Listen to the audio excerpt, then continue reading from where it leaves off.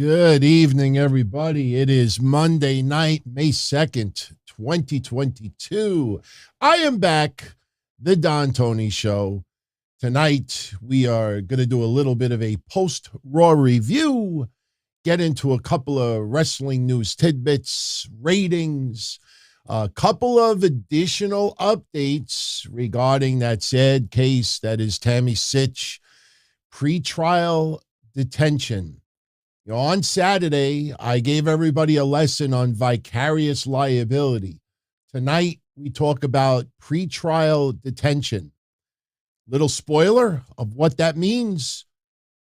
Florida is trying to revoke Tammy's bail and keep her detained until trial. That's a big deal. We'll talk about that and a few other things. Before I go any further, take me 30 seconds.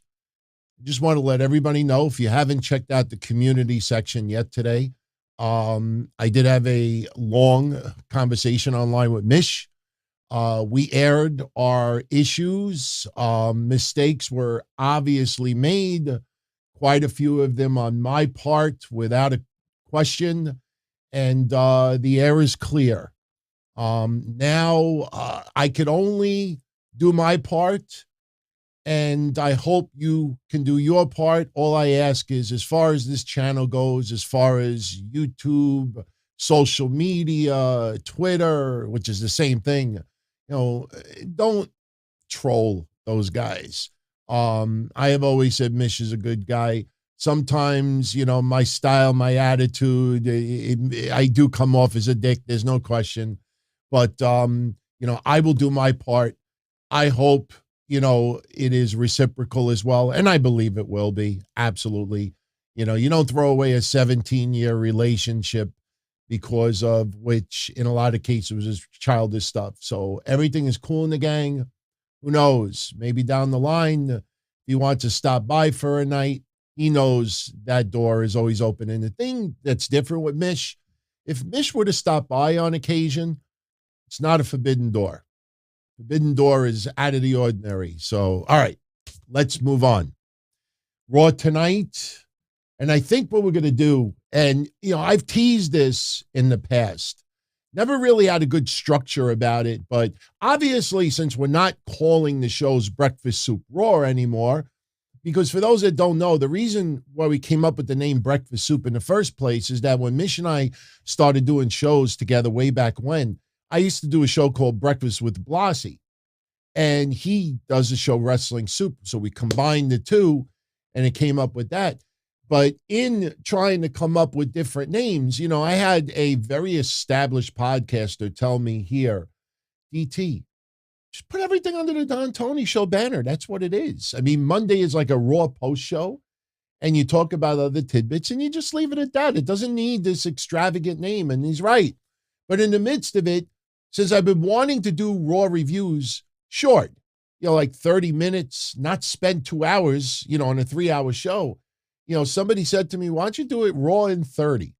So we'll try that tonight. We'll talk about Raw in 30 minutes or less. Doesn't mean we have to go a half hour. I thought tonight's Raw was decent.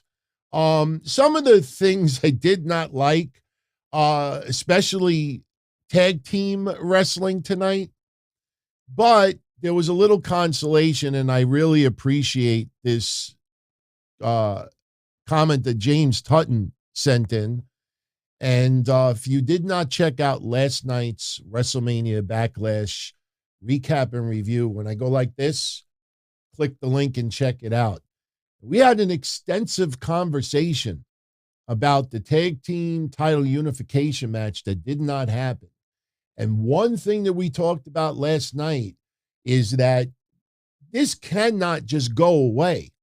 We need RK Bro to come out there and say, we want the Usos tag titles.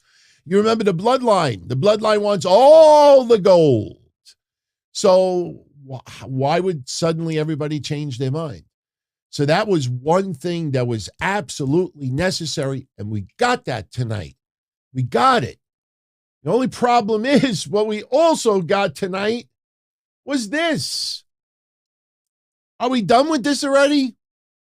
I mean, nothing against the Street Profits, but every week when we talk about the problems with the tag team division, somewhere in it, we mention that RK Bro ultimately will take on the Street Profits. I mean, my God, put some tag teams together. I mean, this is just ridiculous. And we got that again tonight. And look, as we always say, it's a broken record. Those guys do awesome together. I have to admit, Riddle's RKO from Montez Ford doing the frog splash, because Montez actually did the frog splash. You know, sometimes when you see wrestlers do high fly moves off of the top rope, and obviously somebody moves out of the way, they turn into a reversal. They land on their feet. No, Montez Ford was all in. He's like, nah, I'm doing the frog splash, even though I'm about to get RKO'd. That looked good, but I'm tired. I'm tired of RK Bro versus Alpha Academy versus the Street Profits. So, you know, thank you for the comment. We talked about it last week. It made no sense that Fox or the USA Network canceled the unification match, that they want their own champions. Of course they want their own champions. But this is temporary, because at the end of the day, there is a huge problem in the tag team division. There is a huge problem. I'm not in favor of unification matches because it eliminates opportunity for some. Drew McIntyre, you know, he's going to be feuding with Roman Reigns, obviously. But what about all the other heavyweight contenders that should get an opportunity? Till those belts go their separate ways, which will happen in a few months. You know, everybody who is a heavyweight contender, you know, they're not going to come out with anything. So that's one thing that I like tonight. As far as Cody Rhodes taking on Theory tonight, I mean, we all saw that a mile away. Even yesterday, and I keep bringing up yesterday, it was weird because yesterday we had said last night that Cody Rhodes should be having no gold except for heavyweight title. The first title that Cody should have is heavyweight championship gold. Said it last night. And we wake up today and we find out we're getting Theory versus Cody Rhodes for the U.S. title. And look, I was looking forward to a great match, and we did get a great match. You know, keep in mind, Cody Rhodes wrestled a lot of the undercard talent in AEW. Nobody had a problem with it. You know, I understand, all right, well, you know, U.S. title, why are they doing that, blah, blah. Just be happy that we're getting a good match. You know, so we did get that match day. Now, it was pretty obvious that Seth Rollins was going to cause the disqualification. There was never any jeopardy of Theory losing that championship. And, you know, he didn't. Obviously, Seth Rollins came out, caused the DQ after Cody hit the Cody cutter. And then with the curb stomp on the announcer's table, that looked awesome. You know, we want to see them in Hell in a Cell. I brought that up last night, too. As soon as their match ended, as soon as it ended, I check out social media. Check out chat room, check out friends, their reactions. And what I saw within 2 minutes is, you know what, I wouldn't mind if they had a third match. You know what? I hope they do Hell in a Cell. You know, give me Rollins, Rhodes 3. Of course, they're having spectacular matches. You know, it's funny. I had a few people having some fun with me today because I used the term banger yesterday a few times. You know, yes, I have picked up on that. Cody Rhodes, when he did the Broken Skull sessions with Steve Austin, which if you haven't checked it out yet, it was phenomenal. He used the term banger. A lot of people use the term banger. So I got caught using it a few times yesterday. But, you know, we're going to get Rollins, Rhodes 3. And it's going to be really interesting to see what that outcome will be. Would they dare have Rhodes go Rhodes on top 3 times in a row? Could happen. Could very well happen. She's back. She's back. I don't think I have the soundbite. Nope. No. I do. Welcome back. Welcome back, Lilly. We told you. We told you. We just had this conversation on Thursday. Somebody had sent in the question as far as when you bring Alexa Bliss back, how do you bring her back? And I said, the Firefly Funhouse stuff that she was doing, the playground, she was selling crazy merch. It was working. If you remember Thursday, the only thing we did not like was the voodoo stuff at the very end. And what we said, the last, voodoo special effects we saw was in that match with Doudrop when Lilly winked the eye. That was horrible. So they were forced to stop the voodoo because of, them going back to live crowds on a regular basis now. But Alexa Bliss, she made her return today. I call this look a hybrid of her original look, a little bit of the playground, still bringing the Lilly doll out because it sells merchandise. Merchandising. So I like it. I like it. She looks nice. She still has a lot of the hairstyle from her wedding. And, she did good today. I mean, she won in less than a minute against Sonya Deville. And it's weird that we keep bringing up yesterday. We just said last night about Sonya Deville that they got to do the storyline where they take away her, administrative rights, her powers. She's got to be just a regular wrestler. And sure enough, they did that today. Adam Pearce announces. So I'm over here and I'm actually like brushing the hair. I don't like you that much. So, but Adam Pearce tells Sonya Deville today that, the officials have reviewed everything. And you're still a wrestler, full-time wrestler, but you're no longer management. So Sonya Deville, so distraught at that decision, she couldn't focus in the ring. And Alexa Bliss with Twisted Bliss beats her 1, 2, 3 in about a minute. And Sonya Deville, my God, just distraught that she is no longer in management. So I swear to God, I'm not kidding, Benjamin. I literally, while I was talking, I was actually like smoothing out the hair. And I'm like, what the hell am I doing over here? So nice to see Alexa Bliss back. Look, we saw her in skits not too long ago. We saw the wedding pictures. Not like we haven't seen her in a while, but she looked good in the ring. For the minute that she was there, full-fledged babyface, no voodoo dumb shit. And again, I love the fact that they're still keeping Lilly around because it sells merchandise.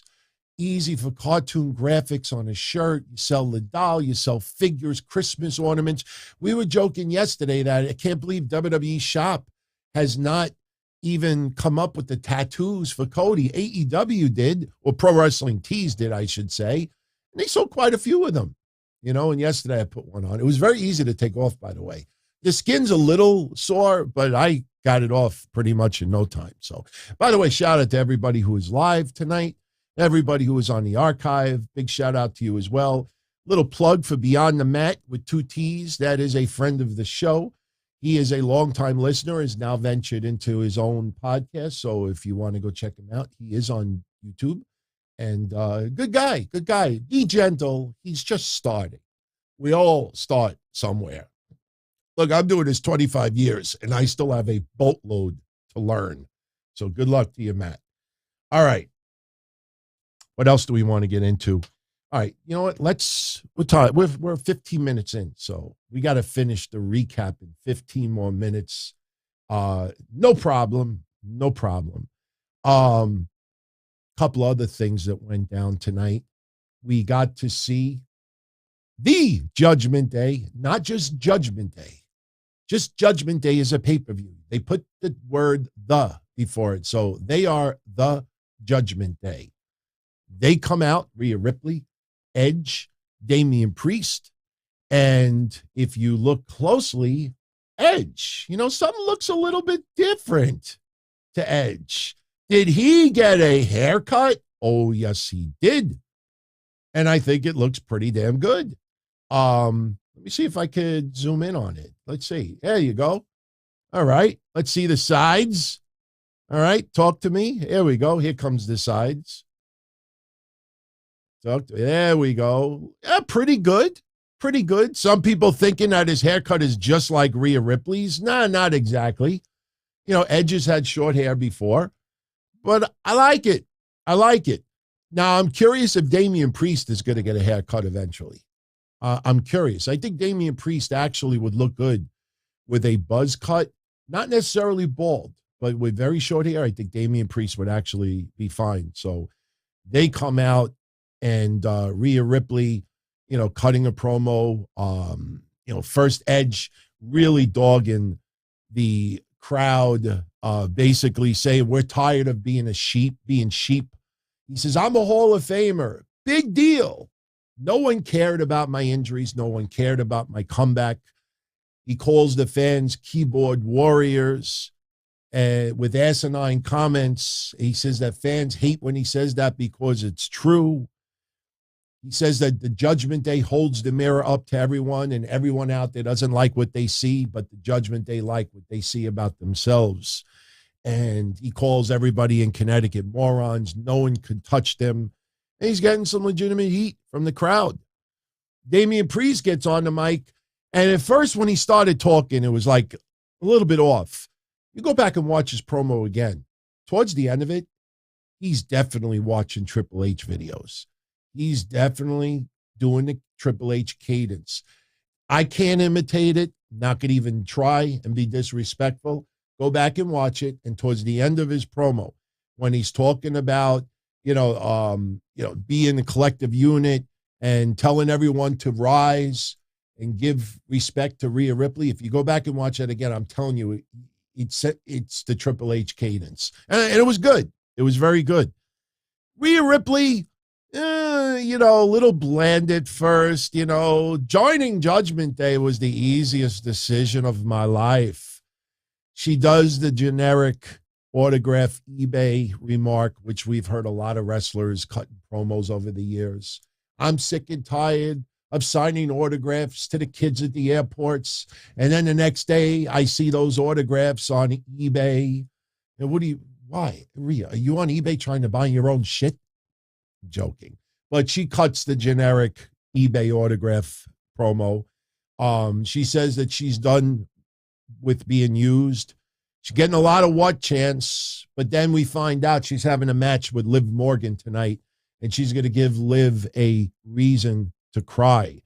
But right before Liv's music interrupts this exchange, Edge made the remark that the movement is not done, and they are looking for more people to add. And the whole scenario that we talked about the night that Finn Balor lost his championship to Austin Theory, I think that is going to take time to develop, because tonight AJ Styles had a match with, Finn Balor had a match with Damian Priest. Now, sure, why is Finn Balor attacking Damian Priest? He's going to join them. Well, the story is right now, Finn Balor is still aligned with AJ Styles. AJ Styles came out with Finn Balor to be in his corner for saving him last week. Finn Balor takes on Damian Priest. Finn Balor wins by disqualification because Rhea Ripley, with a little distraction and Edge getting involved. And then AJ Styles tries to come to the 8. Finn Balor is laid out. And then we get a little stare down between AJ Styles and Rhea Ripley.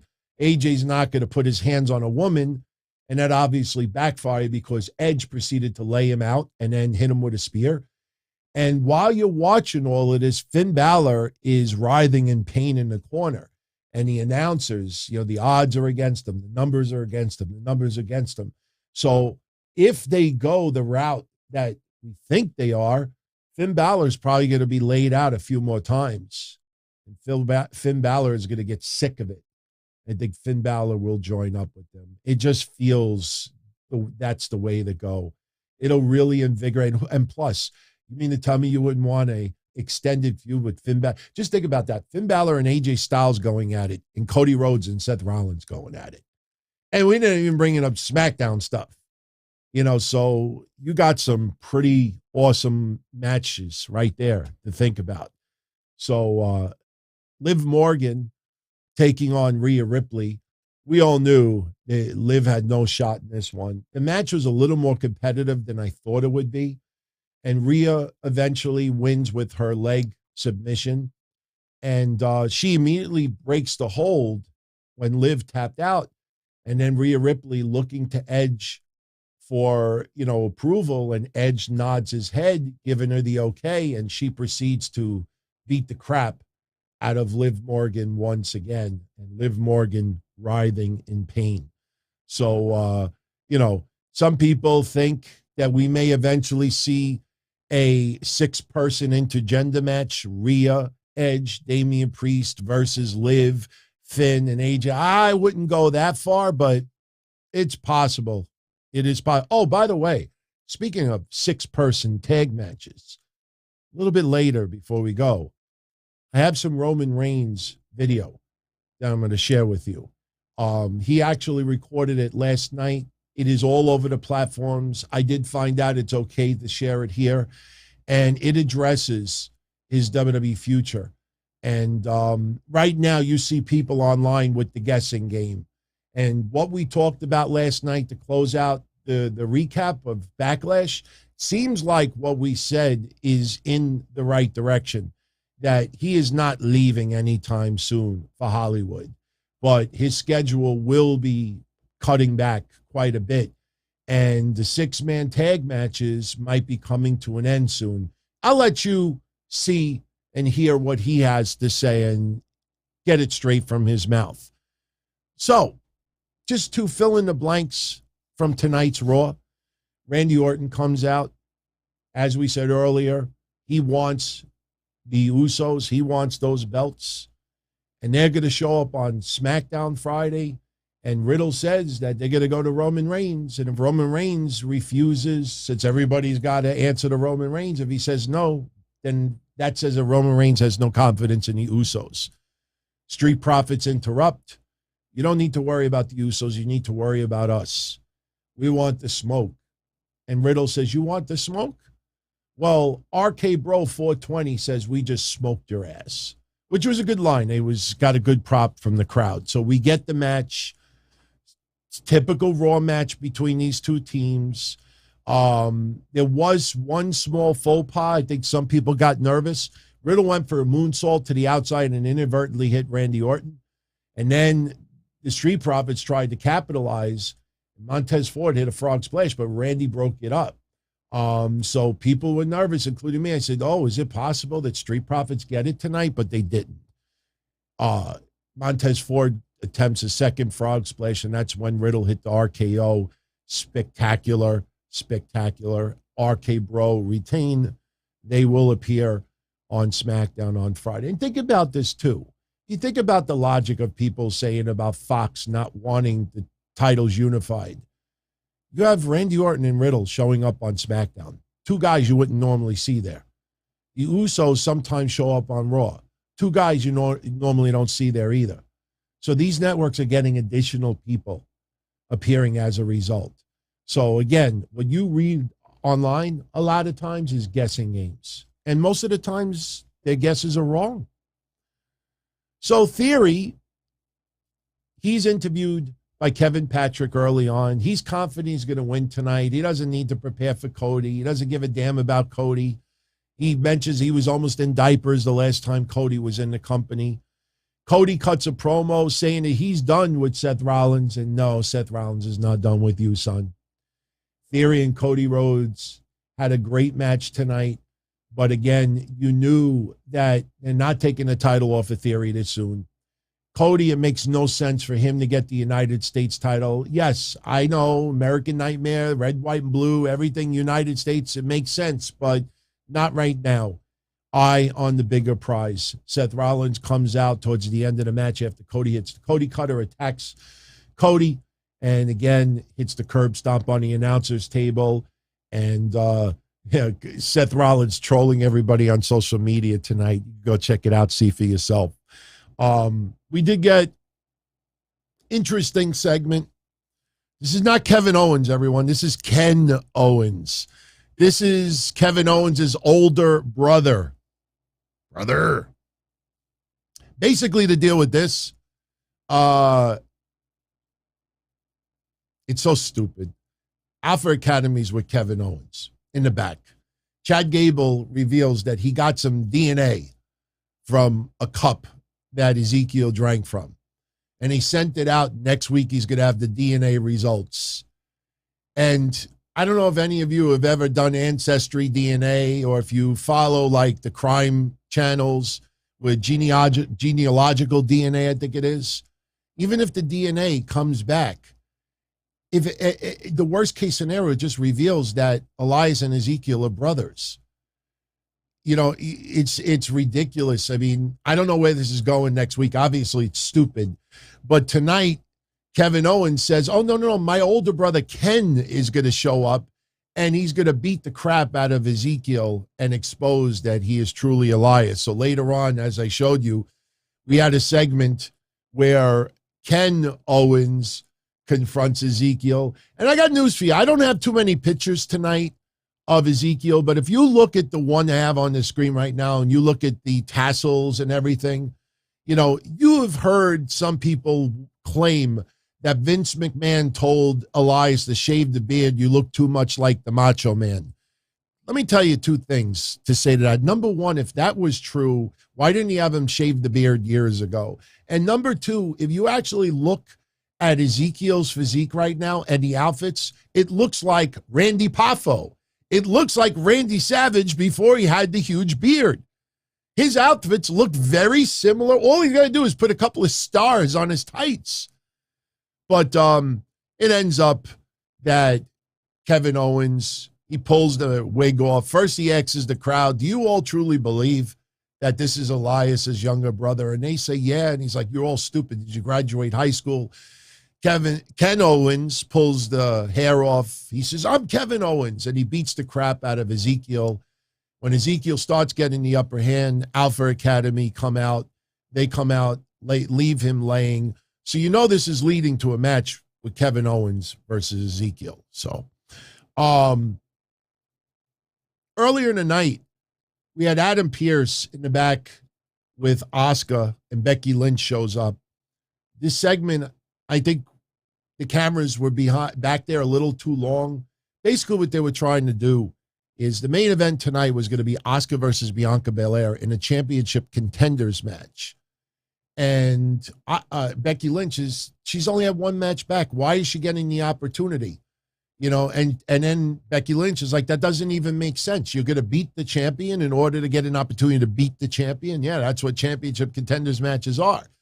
So then Asuka, you know, pregnant shaming Becky Lynch, you know, you were mommy. You give me belts. You were mommy. You don't act like mommy. You act like baby. When Becky Lynch storms off. Later on in the night, we get the main event, and it was only about 5 minutes. Not enough time. And if you look, I took one picture of Becky from tonight. I like the glasses. She kept them on while she was at the announcer's table, which I thought was hilarious. She's dressed in an outfit. I will not be surprised if we had Becky Lynch versus Bianca Belair in a dark match after Raw went off the air. Because the match between Asuka and Becky Lynch was extremely fast, and it ended in a DQ. And based on the match, Bianca should actually be the winner because Becky is the one that dragged her out and threw her into the ring steps. Then she attacked Asuka, and we went off the air. So Becky trying to hurt Asuka's chances. You know, if Asuka wins by DQ, she still won the match. So I think for the record books, Bianca should have won by DQ. But I wouldn't be surprised if Bianca and Becky, maybe even Asuka, were involved in a post-Raw dark match tonight. Maybe somebody could find out for me. Veer Mahan beating someone by the name of Frank Loman. I got to get some info on this guy because this guy is jacked. I don't know why everybody was saying Wardlow for. I mean, I don't see it. I mean, I know the pasted hair and, the singlet and everything, but there's a lot of guys that are dressed like that, but he comes out and Byron Saxton asks him about his match he's going to have with Veer Mahan. And he says, he doesn't want to be carted out on a stretcher. He doesn't want to be decimated by Veer Mahan, but he has a wife and triplets who expect to provide for him, for them. So he's got to fight Veer Mahan. Veer Mahan destroys him, and Corey Graves with the line of the night that Mr. Lohman should use his kids' tuition to pay for the medical bills. I thought that was pretty funny. But, look, Veer Mahan, we feared it the night that he came out, the night after WrestleMania. I had Lars vibes that night. And I was a supporter of Lars, but I'll even say his run fizzled out. And I got the same vibes with Veer Mahan. Said it that night. Hasn't really changed all that much since. Sasha and Naomi beating Doudrop and Nikki Ash in very, very short time. And, this confuses me because, I thought Nikki was going to have a little bit of a character change after last week. They lost rather quickly. I don't know, where it goes from here. But it seems like WWE has no confidence in Nikki Ash right now. And it's a shame. I see people in the chat room saying the very same thing. Bobby Lashley, we got only 2 more segments, then we can move on. So I know we're at 33 minutes, but remember, I spent the first 5 minutes talking about other things. So Bobby Lashley, earlier in the night, we had the MVP lounge with Omos. And MVP is talking about that Bobby became almighty because of MVP, and he is talking about what Omos is and what he will be. Cedric Alexander comes out, and he's starting to chat, very proud of Omos and what he's doing. Then Lashley comes out, takes out security. Cedric a couple of times tries to beat up Bobby Lashley with no success. Kept diving into his arms. At one point, Lashley was able to clothesline Omos outside the ring, and we thought Lashley was going to get his hands on MVP, but Cedric once again with the save. And ultimately, later on, we find out that next week it's going to be Bobby Lashley versus Omos in a steel cage match. Be thankful that it's happening now, because a lot of people did not want to see that at Hell in a Cell. So if we get that next week, I'm fine with it.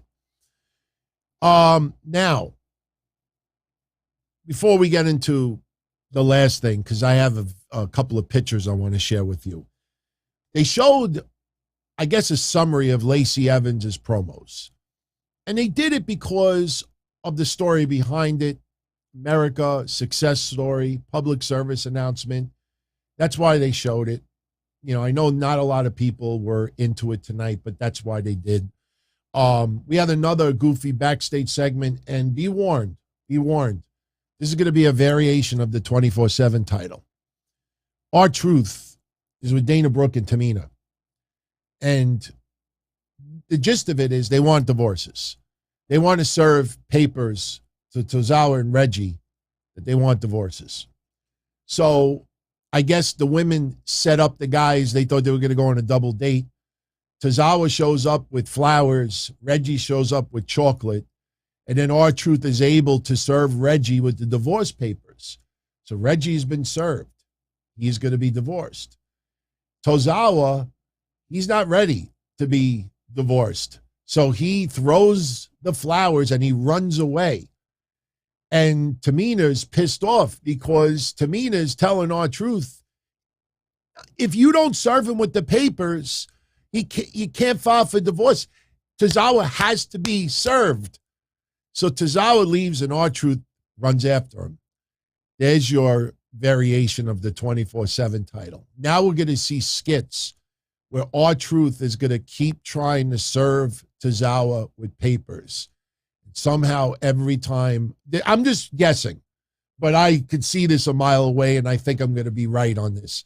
They're going to do skits where R-Truth is going to unsuccessfully over and over try to serve Tozawa with papers. Yes, James, divorce after 2 weeks. I know. Look, DNA results in 1 week. I don't think there's no like FedEx 3-day service.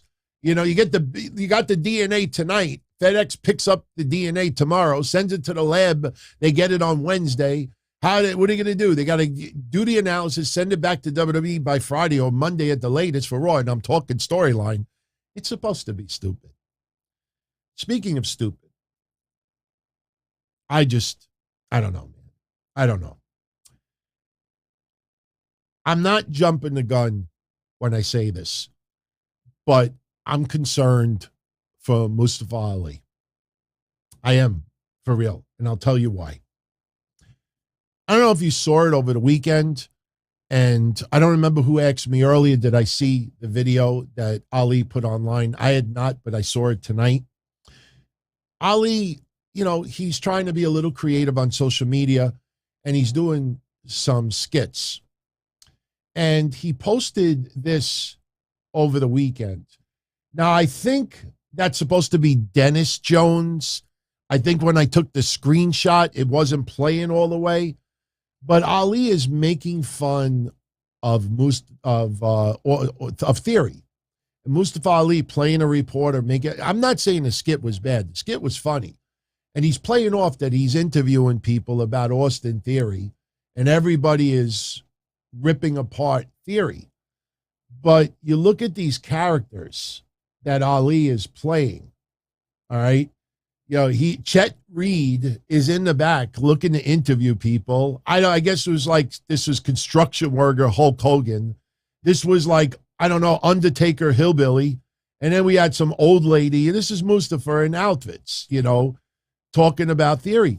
And it was fun. But when I watched that today, that he did over the weekend, I said, where's the video about Ciampa that attacked your ass 2 weeks in a row? Yes, I know they had a match tonight. But if you go on Ali's social media, he is only talking about Theory. Miz is fucking with Ali also. And how this comes across to me as a viewer is that Ali is trying to push for the feud with Theory. And WWE is pushing a feud with Miz.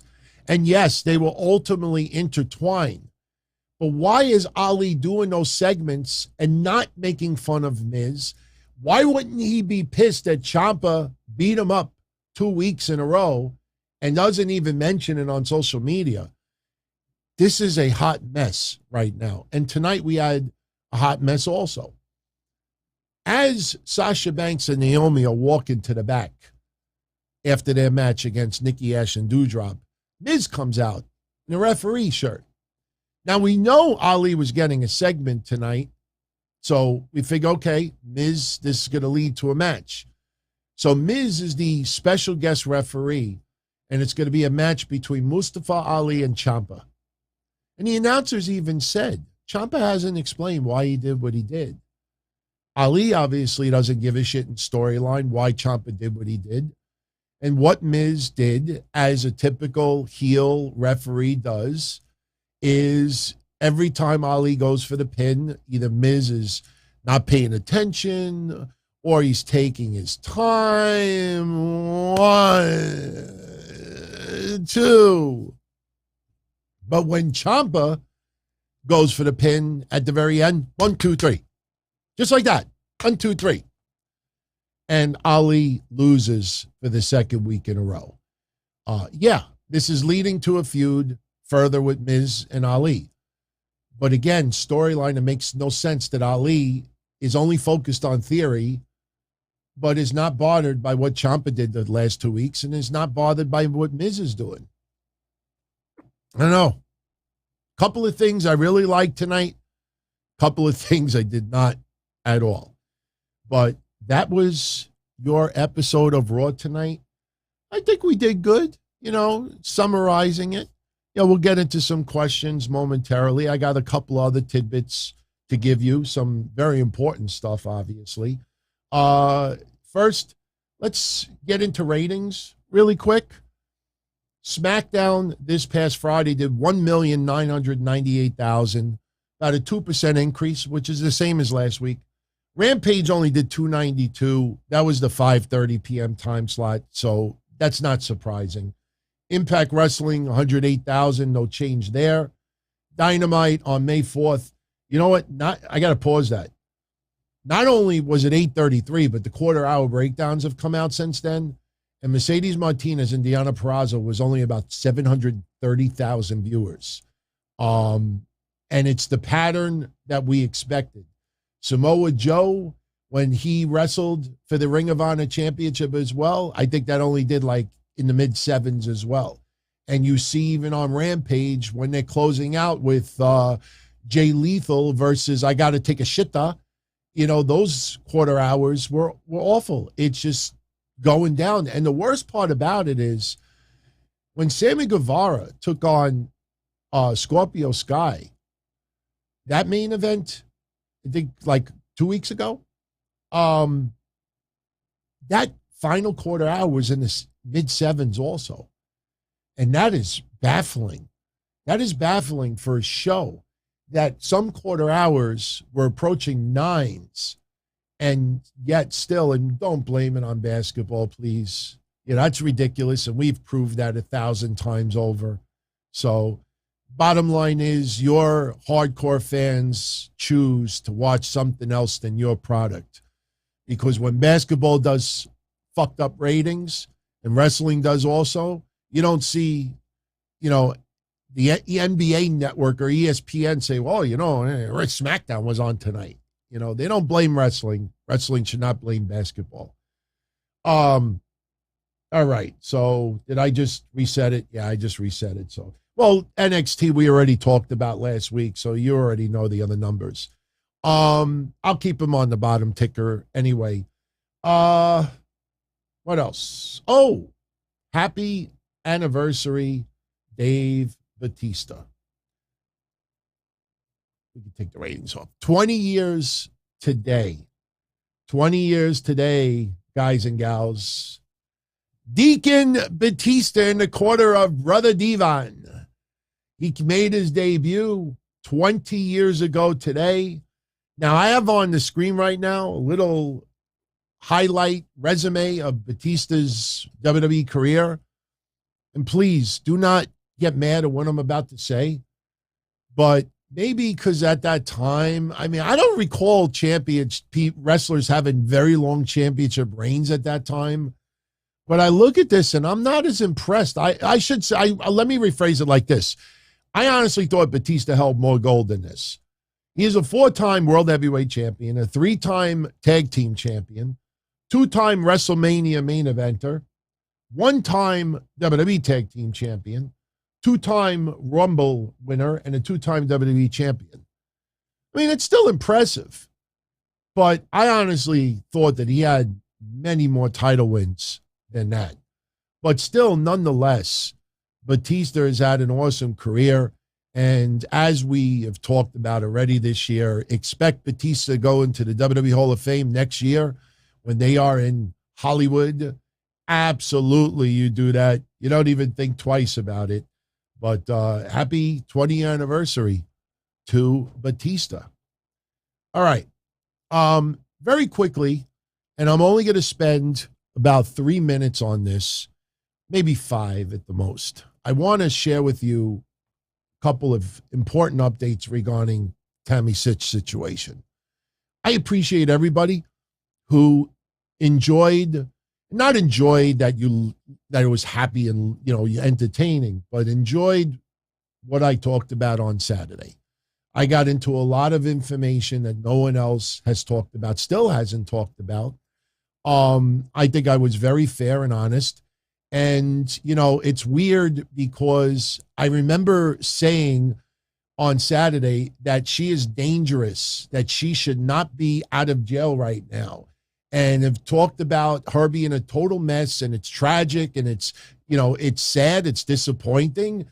That's not caring or defending her. And there's still this weird group of people out there that think, I mean, unless I slash her throat, they think I'm defending her.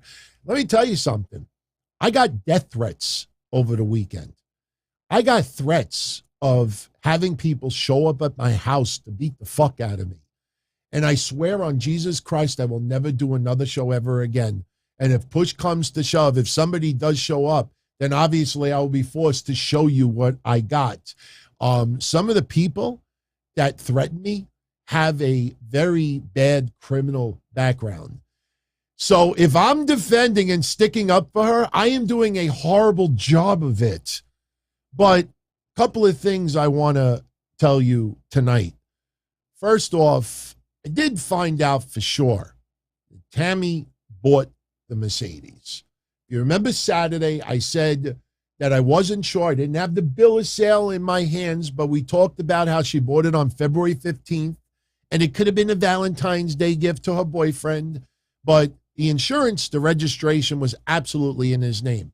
But she did own the car. Now, I'm going to show you a document on the computer screen right now that is very disturbing.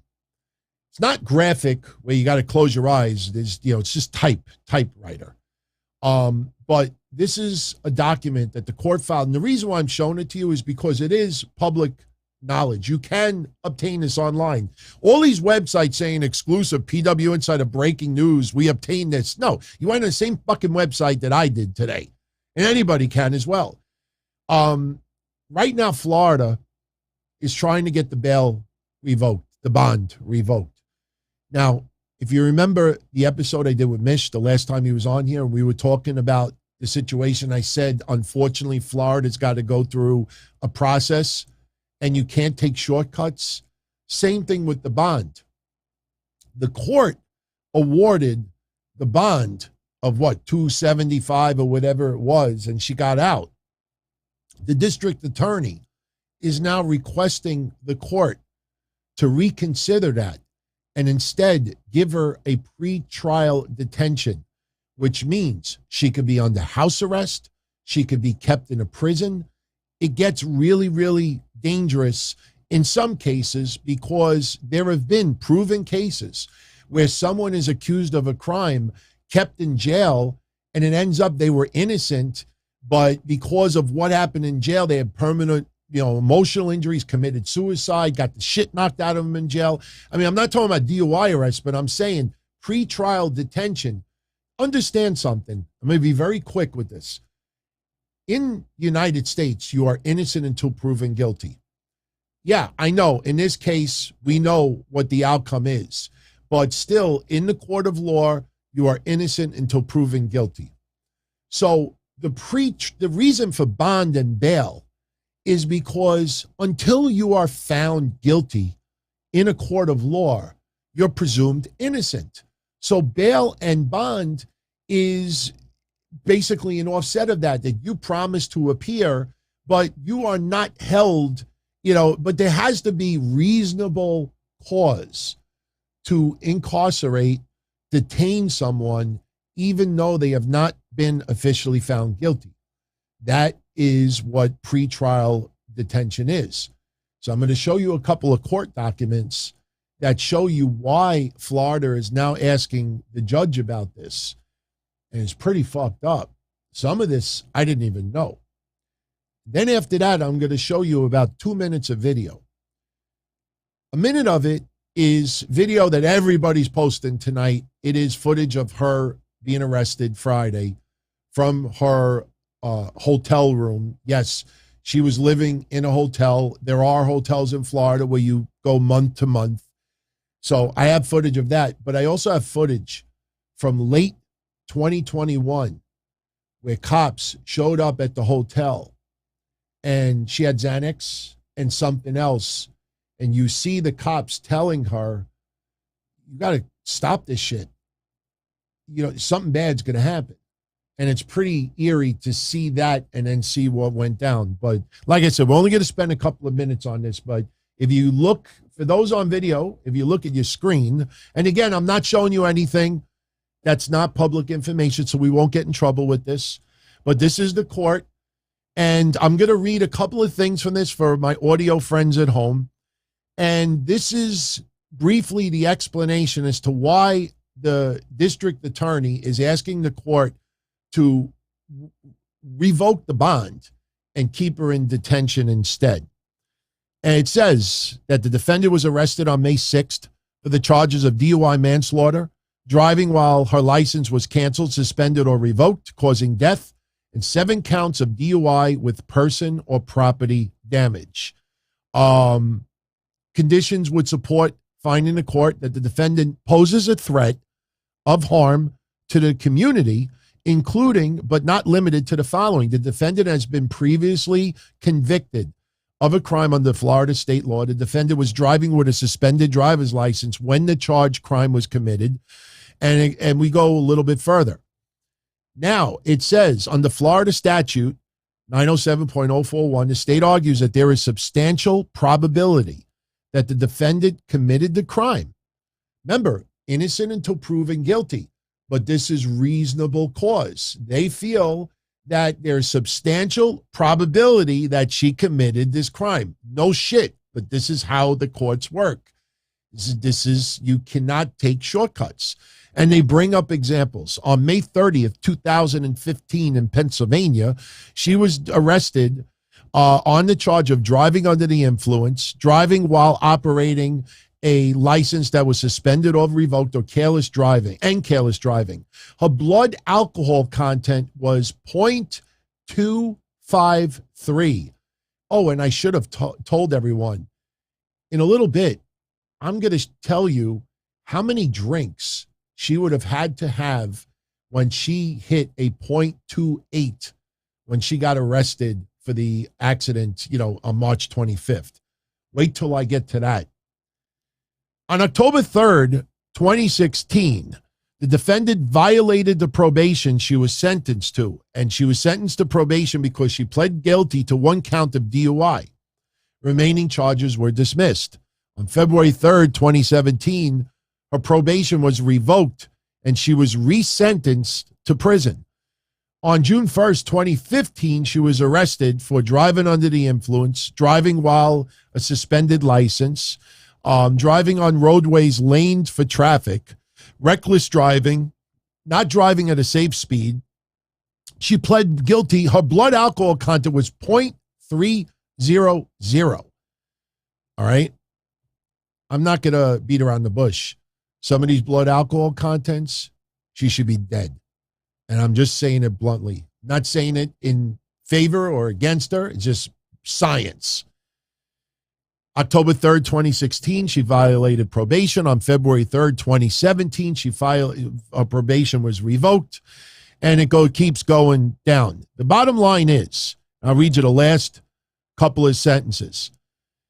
January 12th, 2017, in Pennsylvania, she pled guilty to driving without a license.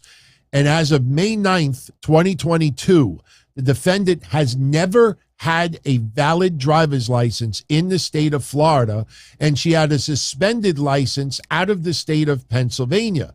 That's interesting because on the police report, she had a Jersey license, and I checked it, and the license number was valid. So interesting that there was no mention of the Jersey license. But the state asks the court to hold the defendant no bond pursuant to Florida statute. The state submits that there is a substantial probability that the defendant committed DUI manslaughter when she killed the victim on March 25th, 2022. The state also submits that the defendant poses a threat of harm to the community based on her criminal history surrounding driving offenses as detailed above. So you see there's a couple of typos. They called her his, instead of her, but that's the gist of it. So the court is afraid that she's going to kill someone else. The court is afraid that she could harm herself. They want to revoke the bond. So now the court has to decide. She can end up with house arrest with a monitoring device. The problem is she keeps getting behind the wheel. It doesn't matter if it was his car, a rental car, a friend's car. There's nothing that shows that she will not stop getting behind the wheel. Now, here's where shit gets scary. And trust me, I'm not clickbaiting right now. I'm just giving you facts. She was 3.5 times the legal limit when she had that car accident on March 25th.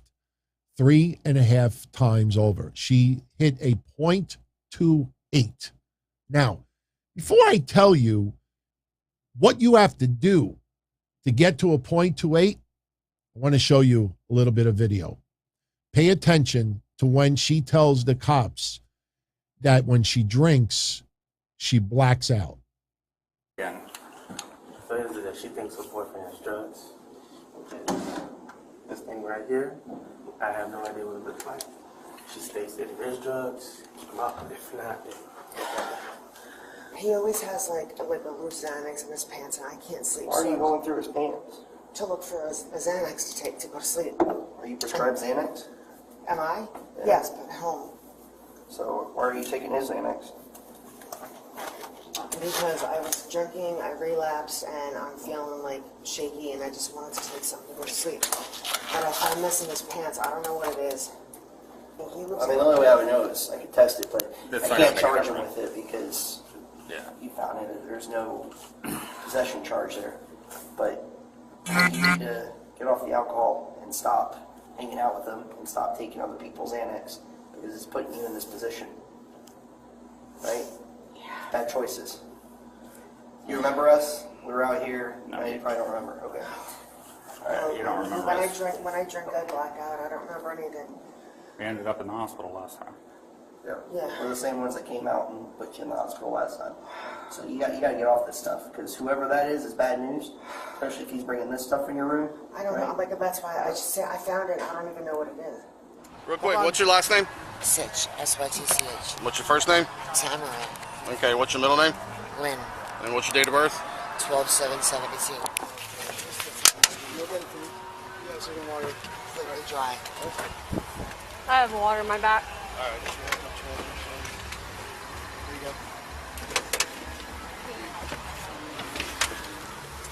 Sad, man, sad. Completely dry mouth, like cotton mouth. But, you know, let's be honest, did it to herself. They wouldn't let me get it in there. Because we have to give it to you. That's pretty much the gist of it. The rest of it is just them strapping their seatbelts in and everything. Check this out. All right. Now, I don't know how much she weighs. On all the documents that I have read, they estimate her weight to be about 180. It's not as heavy as you think it is, but it says 180. So let's go with that number. Okay. She scored a .28. Most people begin to start feeling relaxed, a little sociable, a little extra talking, you're mingling when you are .04. .04 would be 7 times less than what she was at. So when you get a little relaxed at the club and you feel good and you're not intoxicated, but that's usually when people start feeling a .04. You are somewhat impaired at .05, which is almost 6 times less than what she was. Between .25 and .30, drinkers have a near total loss of motor functions, little response to stimuli, and may lose consciousness or unable to stand or walk. Her blood alcohol was .28, right in the middle of that number. So when she tells the cops that she blacks out when she drinks, she probably blacked out when this happened. I'm just telling you what I found. Now, check this out. 120-pound woman. For a 120-pound woman to hit a .28, which is what she was, that woman would have to drink 7 drinks in an hour. Now, obviously, if you drink faster, you'll hit the number quicker. But a 120-pound woman to hit .28, you would have to have 7 drinks. If you are 160 pounds, to hit a blood alcohol content of 0.28, a 160-pound woman would have to have 11 drinks in an hour. How much alcohol Even if I was on a deserted island, like one of these bad cartoons where my tongue sticks out and it's a mile long, I need water, water. And I'm so delirious that everything I look at looks like water. You ever see those bad cartoons? And then I find a barrel and it's filled with vodka. I don't even think I can drink 11 drinks. If a drink, 11 shots, how do you drink? And that's 11 drinks for a 160-pound person. If it's true, she's $180. She would have had to have drank 13 to 14 drinks in an hour. What is that? That's crazy. That's freaking crazy. I mean, I know people drink for different reasons, to numb physical pain, emotional pain, to forget about the problems of the world, whatever it is. But how do you drink that much? I don't get it. That's insane. But here's the worst part of it all. You hit 0.35, the 0.40, you could die. So she was not far off from 0.35. She was 0.28. 2-3 more drinks. She could have dropped dead because of it. And that's what I think the court is talking about also. It's not just her getting behind the wheel and killing someone else. But, you drink that much, there's no way that you could. And I listen, I don't know how the hell she goes to jail and doesn't deal with withdrawal when you drink that much. That's crazy. That's insane. When I started doing the research, because I was curious, I'm like, somebody her weight, how much you got to drink to hit a 0.28? Wow. So those are your updates. I wanted to tell you about the detention that they want to do. I wanted to update you that she actually owned the vehicle. I want to make that clear, not the boyfriend. Oh, and one other thing. We commented about this at the very end of Saturday's show. The bruises. Okay? We were wondering, where did these come from? Some of you thought it was from the car accident on March 25th. Let me remind you that when Bianca Belair had her WrestleMania match and her eye was swollen closed with crazy bruising, it was back to normal in 2 weeks. So I'm not trying to compare wrestling, but a black guy is a black guy is a black guy. If she had a broken orbital bone or something like that, Tammy, it would have been different. So where did these bruises come from? Well, from two people that are friends with her, that I trust, and everything that they have told me over the last couple of years has been true. They were told that she got into a fight with someone and she fell. She told people that she fell. I'm not going to speculate who she got into a fight with. I'm not going to immediately say that there was a boyfriend or anything. No, don't even do that. We have no idea. But for those that were curious about the bruises, the claim is she got into a fight and she fell. And that's where this is. So, okay. So we move on. All right. Before we go, if you're interested on Friday, we got Roman Reigns to close out for tonight. If you're interested, on Friday, there's another table for three. I love the cut and pasters out there, everybody. I had a good laugh today. On Friday, you're going to see R-Truth, Carmella, and Dana Brooke eating. Now, I don't know if there's going to be any attempts for a 24/7 title change. That would be pretty funny if that happens during the dinner. But they're doing a table for three. And whoever originally reported it did a boo-boo with the typing. They typed that R-Truth, Carmella, and R-Truth will be doing a table for three. They didn't mention Dana Brooke's name. I found 7 websites that all wrote that the table for three is going to feature R-Truth, Carmella, and R-Truth. They don't even check the stuff that they're copying from other sites. That is hilarious. And go look around. You'll see some of them are still there. All right. So before we go, We're at an hour and 6 minutes.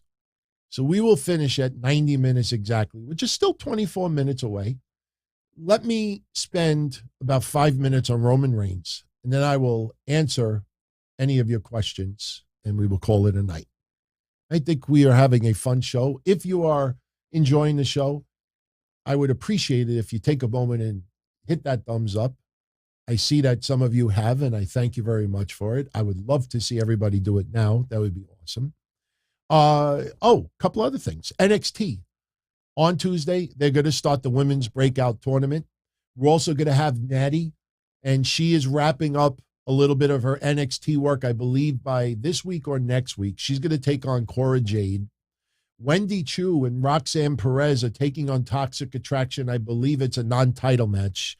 Alba Fire, the former Kaylee Ray, she will be in action as well, and then the beginnings of the women's breakout tournament.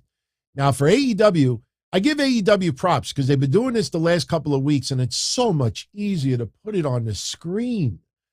This is their preview for Wednesday. We have Ricky Starks defending the FTW championship against Jungle Boy.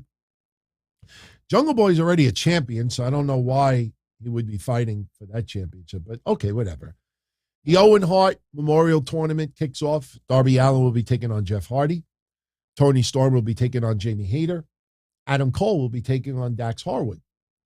The Jericho Appreciation Society will be having a victory speech, which you know will be interrupted. CM Punk will be taking on John Silver. And the contract signing with Wardlow and MJF. I got to be honest with you.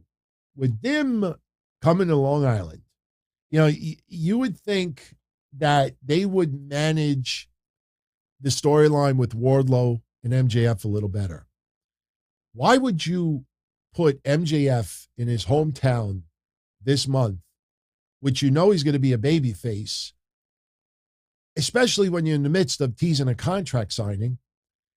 You don't want Wardlow booed out of the building for any reason at all. Avoid interaction with MJF and Wardlow when they come to New York. That's crazy. Unless MJF turns on the fans in Long Island. And I don't expect that. And even if they did, I think Long Island is smarter, and they're going to be like, oh, sure, you feel that way? And they're going to cheer him anyway.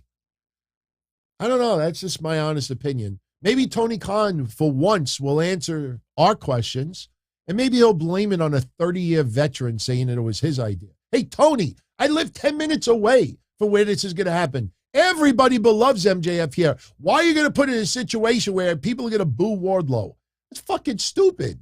Even if it's only 1 week, it's dumb. Dumb, stupid, moronic, dopey. All right. Roman Reigns. You know, we closed out last night's Backlash review, addressing Roman Reigns' comments at the house show, you know, teasing that things are going to be a little bit different. I know Dave Meltzer, you know, somehow between 11 o'clock Sunday night and 9 o'clock Monday morning, he suddenly found out that Roman Reigns signed a brand new contract with a lot less dates. That's pretty impressive. And you know I love Dave, and I support him, and I still subscribe to the newsletter. But even I will say, you know, it's what do you do? Call somebody 3 a.m, you know, and somebody close to Roman Reigns. You think Roman Reigns is telling everybody in the back, all the wrestlers, yeah, I signed a new deal, limited dates. Yeah. Drew, I don't, Gulak.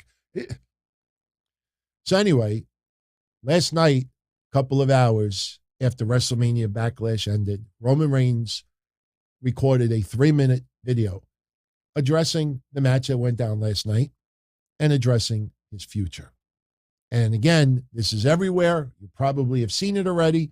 I do have permission to show you. I know. Trust me, I already know. You sitting there thinking like, hold up. Wasn't he just in the main event a few hours ago?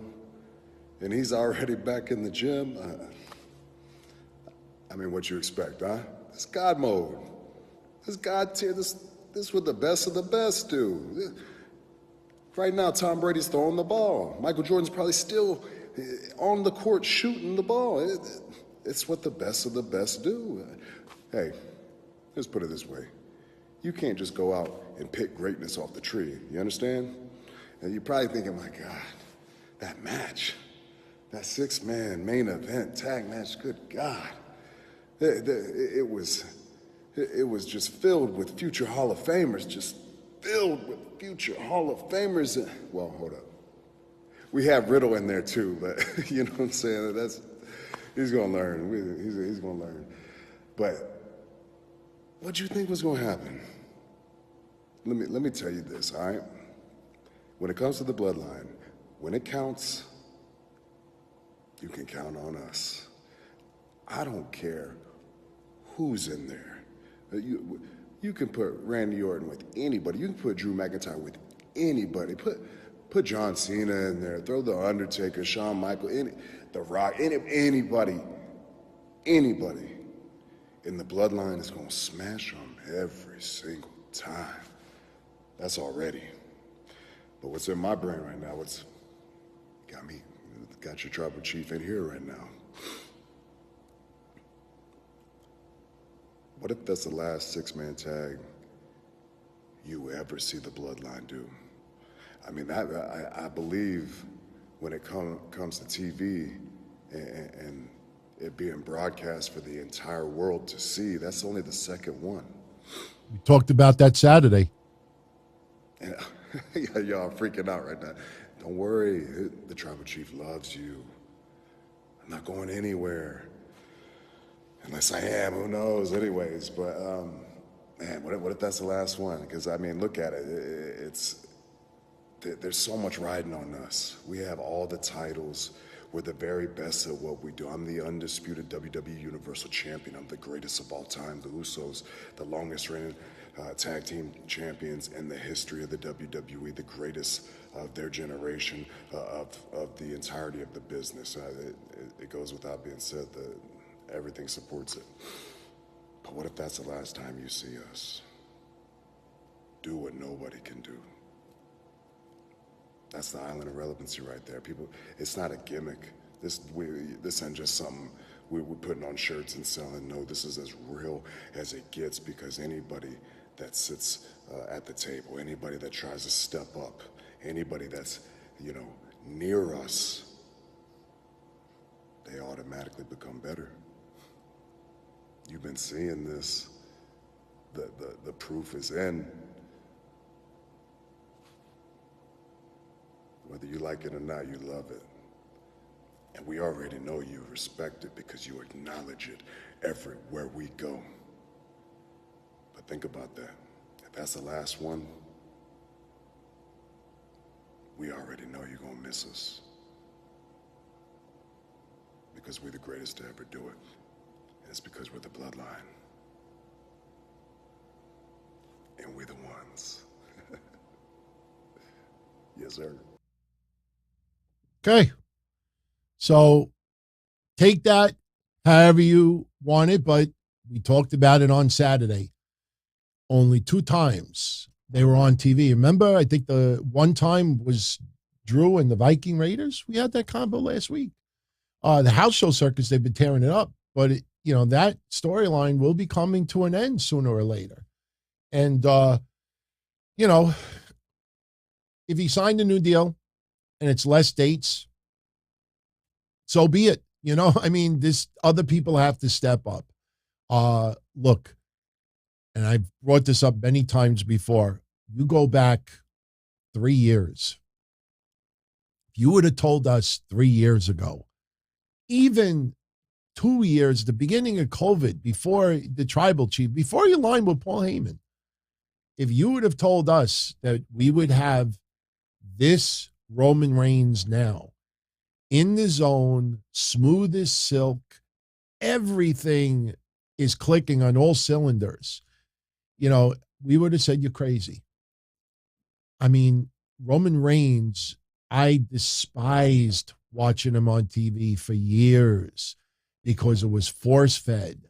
Remember the suffering succotash stuff, it's just amazing. But it's also kind of amazing that WWE Creative at some point thought that he should be comedy like The Rock with those promos.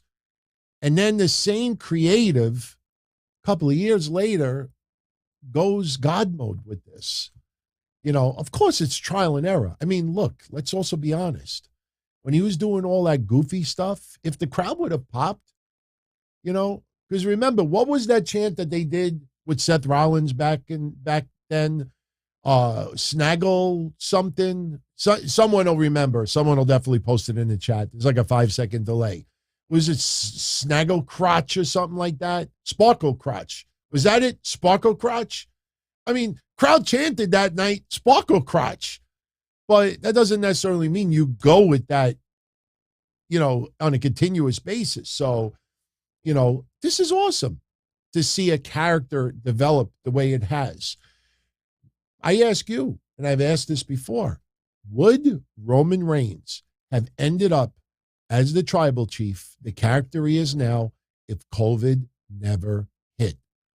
Think about that, because that cage match with him and was it Jimmy Uso, when they had the microphone and you heard every little thing and it was dramatic, and not having the crowd there to give him what chance and not give it a chance and putting it down, you know, that COVID era helped this tremendously, because you didn't have to worry about the crowd being indifferent, the crowd wanting it out of the building, the crowd crapping all over it. That is hard to say. You know, I ask everybody that question still to this day. If COVID never, I mean, let's look, COVID is still here. It's going to be here for a couple of years. We've already talked about that. We're not going to talk about COVID tonight. But as a wrestling fan, if you really want to look back during COVID and try to find some really good things that came out of it, this is probably the number one on the list, because I honestly don't know if the character would have progressed to this point, because I don't think it would have ever been able to kick off the ground, because he had that 4 years. I mean, coming back from leukemia obviously was powerful, and that's sympathetic, and you absolutely love the man for fighting, you know, but still at the end of the day, you want to be entertained. You don't want him shitting it up on TV, and then you want someone to say to you, yeah, but he beat leukemia. You know what I mean? Like, no disrespect, Roman, but I want to be fucking entertained. I don't care what you got. Entertain me, bitch. You know, that's being blunt about it. So, all right. We got 10 minutes left. So if you have a quick question in the chat room, just put in capital letters the word question before it so it stands out and I can see it quicker. If it's a quick question, then I can answer it quicker. And, you know, obviously super chats always go to the top of the list, but they're not necessary. They're appreciated, but they're not necessary. Please don't ever feel like you got to do that. That's why I want to always have, you know, some time. And don't forget, Thursday we got the Q&A. So that's going to be coming. Tomorrow I'm going to be on Patreon. It's going to be live back on Tuesdays, 10:05 p.m. Wednesday Night Dynamite is not returning till next week. I will tell you right now. There is a slight chance I'm going to go Wednesday, you know, to wrestling. So if I do end up going, you know, Wednesday is off for me. But next Wednesday Night Dynamite will be returning. Patreon is definitely on tomorrow, right after NXT. And who knows? I'm not making any promises, but we might have an appearance by someone. That's all I'm going to say. So, when I get the stoplights, and somebody made them for me. Somebody made them for me. There are a couple of people on eBay that make them very, very similar. There is a switch that you could buy, and it's a switch that it's like a timer, and you can have it trigger different lights. And they basically, I guess with a 3D printer, make a traffic light out of it, put the lights, and then they sync it up. So, FSU, Polo, who should replace Reigns as champion? I've said this for a month now. Cody and Roman. Cody and Drew.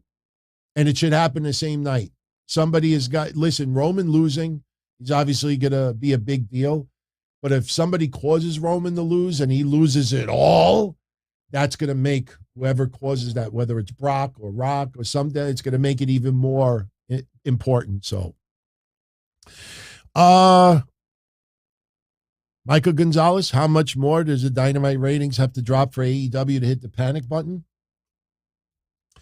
I wouldn't be concerned.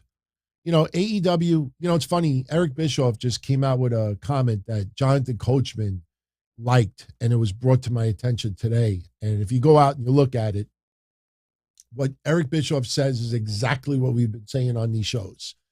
You realize there's about 100,000 hardcore fans. Then you got fans that watch both products, and then you got some casual fans that'll watch wrestling a couple of times a month. And AEW needs to stop catering for that 10% that's on social media, that is loud, and Coach says something powerful. He says that the loudest voices on social media are the ones that are usually not heard. That is spectacular. It's not a popular comment that he said, because most of the people that he's referencing, you think they're going to like what he had to say? No. I don't think AEW should raise the panic button, but I will say this. It's going to be really interesting when they get that 1 year anniversary of CM Punk signed, because now when you compare ratings from a year ago, now you're comparing the ratings based on the wrestlers that are here now. And there's only so many surprises. There's only so many, I personally think that 900,000 to 1 million is going to be pretty much their ceiling for an extended period of time. All they got to do is, just continue doing what they're doing, but they have to improve things. And Tony Khan, I think the number one thing he's got to do is whatever his fantasies were about Ring of Honor, whatever his fantasies were about certain Japanese wrestlers, whatever, like I said Saturday, have them wrestle in your apartment. That doesn't necessarily mean that I want to see Jay Lethal versus Yokosuka. I got to take a shitta. Nothing against the guy. The guy's talented. But why would I want to watch it? Like New Japan gets 40,000 viewers on Access. Why? Because American wrestling fans are really not interested in Japanese wrestling. It's going to take time. It's going to take time. When FMW was going to feud with ECW back in the day, and I was extremely excited and talking about it when I first started doing my wrestling hotline, most people were not interested. Like, I don't give a shit. Onita, yes, he's a legend now, but no, I don't think there is a panic button to worry about. You hit the panic button when the buildings are half full. You hit the panic button when ticket sales are awful. Right now, a lot of scalpers buy tickets also. AEW got their money. So even if the scalpers represented 1/4 of the building and they all got stuck with tickets, and then the pay-per-view happens, and you're like, oh, look, the building's only 3/4 full. Well, guess what? AEW got 100% of their money. So when ticket sales go down and when attendance substantially goes down, that's when you worry. Right now, I don't see any issues, with AEW as far as, no, I think they'll be okay. Yeah, once we have the roster for the Fight Forever game, I will share it with everyone. The Backlash predictions contest winners will be announced tomorrow and Thursday. The winner of the Undertaker photos from Friday, I believe Mikey won those. I will definitely post something in the community section tomorrow. And tomorrow night, we have the NXT watch party, and we are going to give away something pretty cool. I'm not going to reveal it yet. You'll see tomorrow on my Twitter what it is. So even if you're not a big fan of NXT, you probably want to stop by the watch party and give it a shot. So, all right. We're going to wrap this up in about 3 minutes. No predictions on the draft right now. That's not until September. Charlotte, Flair, they did the storyline yesterday about the broken arm. What came out today is that she's supposed to get married later on this year, and they want to give her some time off, similar to Alexa Bliss. Even if you dislike Charlotte Flair, you cannot deny that she is top 2 or 3 in women's wrestling. And she triggers a reaction. She backs it up in the ring, not only with her work, but her mic skills. And she has been one of the MVPs of the women's division for WWE, whether you like it or not. She definitely deserves some time off. I know some people are a little concerned that it might be Ronda Rousey versus Lacey Evans. I don't know where people are getting that from. It could very well happen, but I'm a little hesitant to say that. But Charlotte may show up on Friday, and Ronda may end up having to put her in the arm lock even further, even with the broken arm. But the thing is, I don't know if they're going to do something where they're actually going to put her in a cast. So who knows? But either Charlotte Flair shows up Friday and is injured even further, and then she's off TV, or she will just stay off TV. So I don't know if I want to see Ronda versus Bayley. Ronda's not 100% ready to, really be in a wrestling match. Hell in a Cell could be a Hell in a Cell, but it's not going to be with Charlotte Flair, obviously. Unless they try to do some unsanctioned crap, which they're not doing. So, okay. I think we're just about done. Shotzi Blackheart was on TV last week. Beat the Clock Challenge. She's been having the back problems. They're going to slowly get her back on TV. I am concerned that they might release her. No question. She's got to get some momentum. It's a shame. Her and Ember Moon were a great team. I don't know why that needed to be split up. I really don't know. It was a fun gimmick, and they just split them up, and now Ember is gone, obviously. So, somebody posts, has an I Love Saxton guy. They just want to be noticed. I don't get bothered by stuff like that. So, coronavirus is still here. You got to be careful. I've been very lucky. I have not caught it at all. I have decided to go for the second booster. Even though my antibodies are still high, I'm going to go for the second booster because I am going to get married later this year. And I do not want to take a chance of being, any exposure. I want to have so many antibodies in me that if it dares even come close, it's just going to attack the shit out of it. So, and it may still not help. So, because I got some other issue that I haven't revealed the results to everyone yet. I'm not ready to talk about it. So, if I can make my own wrestling promotion, what would I name my wrestling company? Are you going to want me to tell you at 12:30 in the morning? Don Tony, DT something. I don't know what I would name it, but I will say this. Whatever the letters are, it would be 3 letters, and they would have to sound great. It would have to sound great. That if fans chanted it, it sounds awesome. You usually end it with a W. That seems to be ECW, AEW. There's a lot of feds. Even TNA was a fun chant, but it's got to be 3 letters that actually kind of flow. So, super chat from an official Thump.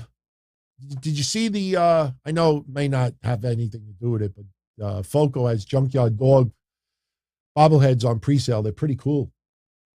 If Dexter Lumis and Dakota Kai didn't get released, do I think they're main roster material? All right. What I'm going to say is going to upset some people.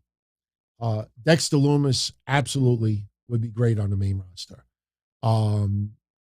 It's been so character-driven in NXT that goofiness would have to work on the main roster. I think it would be easier on the main roster. In my opinion, Dakota Kai, as much as I love her work, I think she's one of the best. In fact, now with her going on the indies, she might be one of the top 2-3 prospects in women's wrestling on the indie circuit. I don't see how she would have leapfrogged about 6 or 7 women on the main roster. I think also because of her size, that hurts her a little bit. I'm not saying that she's that much smaller than others, but I just don't see where she leapfrogs. That's why I'm worried about Aaliyah. That's why I'm worried about Xia Li.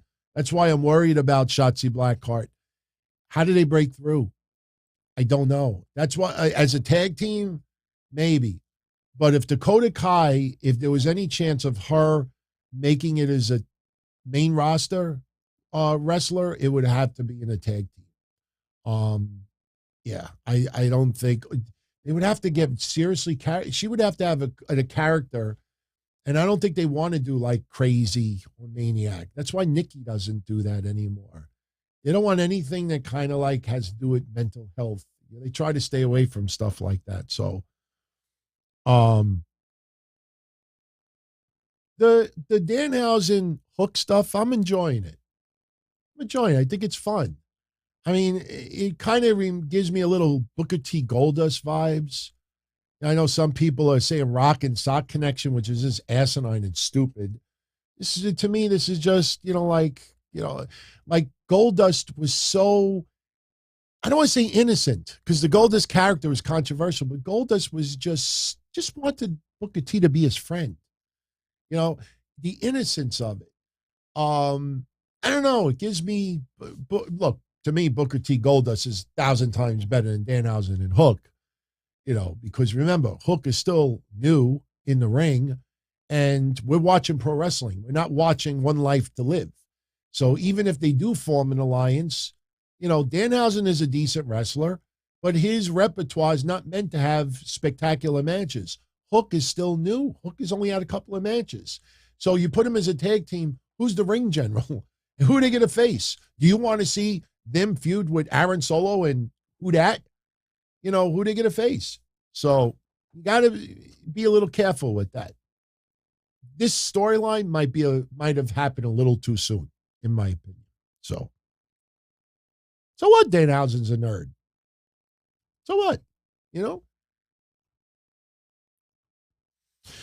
All right. 2 more minutes. We're on overtime. I don't want to overload the channel anymore because I know a lot of you get frustrated that there's not enough hours in the day to tune into all the stuff. So if we keep it like an hour to hour and a half, that's wonderful, because you know what's amazing about it? I looked at my stats over here, and again, 90% of my audience is on the audio side only. They're not even on YouTube. They'll sign up as a subscriber, but they'll only come to video if they really need to look at something, like tonight with the documents. But when you see all green and you see arrows or pointing upwards, and I'm like, oh, wow, I'm not even doing Wednesday Night Dynamite right now. So there's like 8 hours a month less, if you think about it, than I was doing before, and the numbers are still higher. So I think because there's a little less in the hour department, people are able to digest more of it, which is cool. So I don't want anybody to be on overload. So Dakota Kai's main roster spot was canceled because they just couldn't figure out the best way to use her. They don't want, look, the amount of money that they were going to pay her, they don't want her to be enhancement talent. So, that's pretty much how I looked at it. Kevin is asking Mercedes Martinez. WWE dropped the ball with her. They did a little bit. The problem is Mercedes Martinez is now, at the tail end of her career. She's going to be an awesome trainer down the line. Mercedes Martinez is not meant for NXT. I'm not trying to be nasty about it, but, like I said, for over 2 years, I was saying that it needs to be developmental. Developmental is developmental. You don't bring someone in developmental that's 40 years old unless they're a freak of nature. You bring them in as a trainer. That's why now you see in what you see. If you bring in someone a little bit older in age, they really got to bring it in a special way. So Mercedes Martinez, I wish WWE would have brought her in 10 years ago. I would have loved to see Mercedes Martinez in WWE 10 years ago. Right before the women's revolution, what they were doing with Steph and bringing up the full horsewomen and everything. So, all right. I'm looking. Ooh, it'd be nice if I look at the current questions. Yeah, you know what? I got to give the Yankees credit. About 10 days ago, there was a couple of categories I was concerned about, and they have been on a roll. And but if you also go back to what I said 10 days ago, I said it was very early in the season. So, you have to give teams time to really click. And they are clicking on all cylinders right now. It is, I tell you the truth, this reminds me of 1986. It does. That reveals how old I am, but when I was a baseball fan in 1986, the Mets were insane, 108 wins. The Yankees were pretty damn good as well. They obviously didn't make the playoffs, but the Yankees did pretty good in 86 too. 85, they did great. The Mets were great in 85. Just, what was it, the Cardinals? The Cardinals fucked up the Mets in 85. The Cubs screwed up the Mets in 84. 84 to 86 really was the 3 years that the Mets really became serious contenders. So I watched a little bit of Impact over the weekend. I haven't finished yet. I'm going to watch the rest of it tomorrow. I'm very concerned about their audience. Very concerned. That just proves what we've been saying. The freaking Briscoes were on. You go, and speaking of, Jonah and Willie Mack are no longer with Impact. Now I'm starting to think, could Jonah or Willie Mack end up being the Joker in the Owen Hart tournament? I went with Claudio Cesaro, which is Cesaro. I'm going with Cesaro as the Joker in the tournament. But now I'm thinking, I could see Jonah being in that tournament. Jonah versus Samoa Joe. Battle of the Titans. That might actually happen. So remember I said this, Jonah, Willie Mack, but I'm going to still stick with Cesaro. So my favorite year of what? If it's baseball, it's 86. It's not even close. As a Met fan, 86. As a Yankee fan, probably 77 because of Reggie. So, by the way, Reggie tonight brought a tear to my eye. I was so happy to see this. Reggie got squashed on main event. T-Bar beat him. And Akira Tozawa got squashed on main event, losing to Apollo Crews. So this wedding storyline, now they're getting squashed on main event. Good. Nothing personal against Reggie, but 6 months from now, I don't see Reggie in WWE. Just being honest. All right, let's call it. I'm going to get out of here. It's been fun. Great night tonight. Slept like shit yesterday, but I think tonight will be different. Again, on your way out, if you enjoyed tonight's show, hit that like button. It helps. If you're not a subscriber yet, consider subscribing. If you're not a channel member, go check that join and watch the video and see. Maybe it interests you. Tomorrow, I will be here from 8 to 10, the NXT Watch Party. I will post a preview in the community section here and on Twitter, and I'll reveal tomorrow what our giveaway deal will be. I think it's going to be a lot of fun. Everybody that won CM Punk cards from Friday, they will be going out tomorrow in the mail. And tomorrow on Patreon, right after NXT is over, I will be live. And it is off the cuff week. So everybody, if you have a question or a comment you want me to answer, just go to the Patreon page, and there's a thread up there right now, and you can post it, and we'll talk about it. So thank you, everyone. Fun night tonight. I don't know, maybe because I talked to Mish earlier and, got to really squash things. Obviously, I have to prove it, everybody. I realize some of my faults. I'm not the only person, obviously, with faults, but, 17-year friendship, look, shows are shows. Okay, we're not doing shows, but it's more than that. It's not just, we're not doing shows anymore. Let's go our separate ways and be, guy's a friend. Hey, Mish, if you happen to see this, still got your fucking one chip challenge for Christmas. Sent me the fucking chip. We did this already. He wants to do it again. It's supposed to be hotter than before. So who knows? Maybe that'll happen still. All right, everybody. Have a great night. All the best. Enjoy NXT tomorrow. Dynamite on Wednesday. If I see you tomorrow on the Watch Party or Patreon, that's awesome. If not, I hope to see you Thursday night, 9:05 p.m. Be well, everybody. Stay safe. As far back as I can remember, I always wanted to be a podcaster. For me to live any other way was nuts.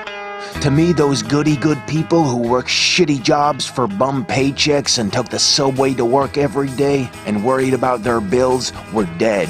They were suckers. They had no balls. If I wanted something, I just took it. I ran everything. I paid the bills. I paid the host. I even paid the masked maniac. Everybody had their hands out.